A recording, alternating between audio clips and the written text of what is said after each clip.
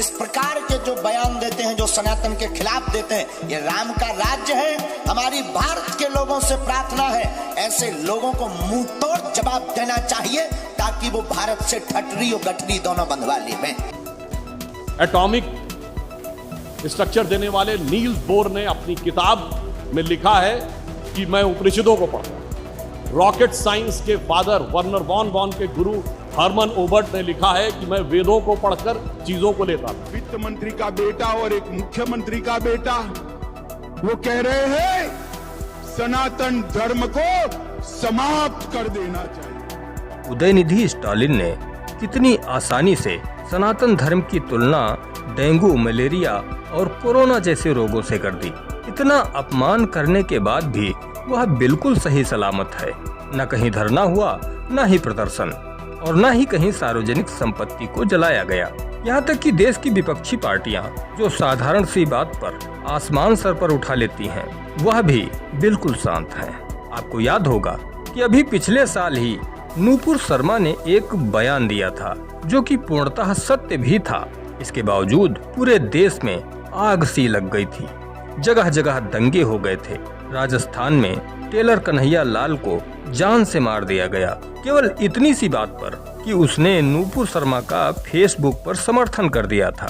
इस दौरान विपक्षी पार्टियों ने भी खूब हंगामा किया था। वामपंथी पत्तलकार खूब बढ़ चढ़कर इस मुद्दे को उछाल रहे थे, लेकिन स्टालिन के बयान पर यह सभी चुप हैं। परंतु हम सनातनी होने के नाते चुप नहीं रहेंगे और इन सब को करारा जवाब देंगे।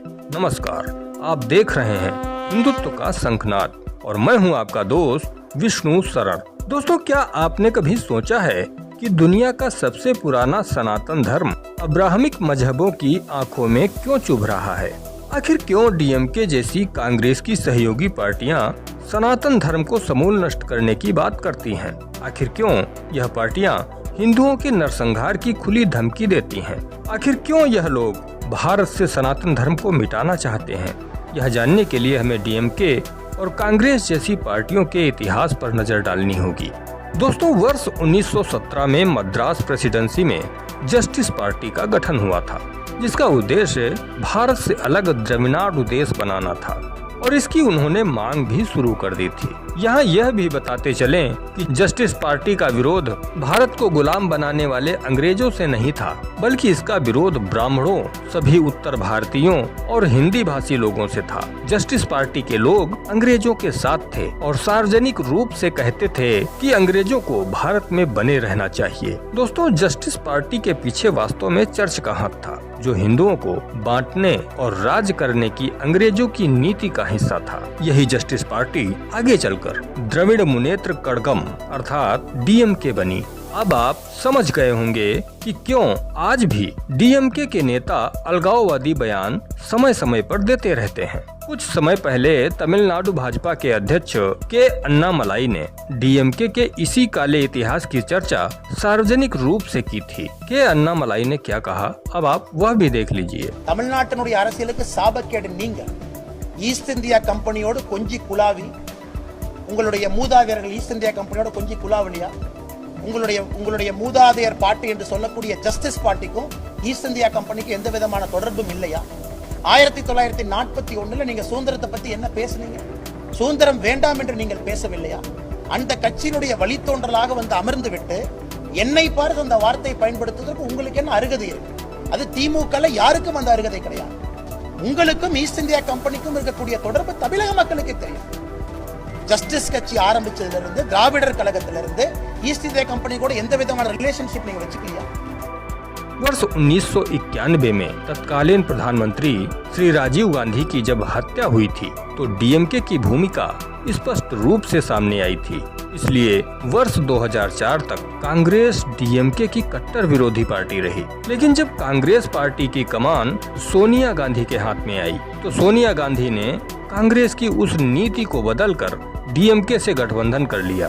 यानी सोनिया गांधी ने अपने ही पति राजीव गांधी के हत्यारों के साथ हाथ मिला लिया, शायद इसलिए कि दोनों का उद्देश्य एक था और वह था सनातन धर्म का समूल नाश। यही कारण है कि सनातन धर्म को लेकर इन दोनों ही पार्टियों के नेताओं की बोली एक जैसी रहती है। ऐसे मोदी जी को अगर और शक्ति मिलेगी देश में तो समझो फिर इस देश में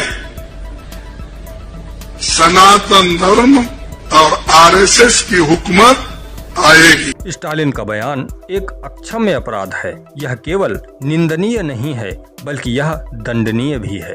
और जो सनातन धर्मी इस पर चुप हैं, उन्हें अपना डीएनए चेक करा लेना चाहिए, क्योंकि उनकी रगों में अब खून नहीं पानी बह रहा है। फिर चाहे वह कोई नेता हो या पत्रकार। स्टालिन के बयान का मौन समर्थन देने वाला प्रत्येक हिंदू उतना ही बड़ा अपराधी है जितना कि उदयनिधि स्टालिन। सनातन धर्म को मिटाने का ख्वाब देखने वाले हजारों आए और मिट गए। मुगल आक्रांताओं से लेकर अंग्रेजों तक ने सनातन धर्म को मिटाने का भरसक प्रयास किया। लाखों की संख्या में नरसंहार किए, हमारे हजारों मंदिर तोड़े, उन पर मस्जिदें बनवाई, बहन बेटियों को निर्वस्त्र करके भरे बाजारों में बेचा। इसके बावजूद वह स्वयं मिट गए, लेकिन सनातन को न मिटा सके, क्योंकि यह एक शाश्वत धर्म है जो न कभी मिटा है और न ही कभी मिटेगा, क्योंकि मृत्यु उसी की होती है जो जन्म लेता है। सनातन धर्म का कभी जन्म ही नहीं हुआ।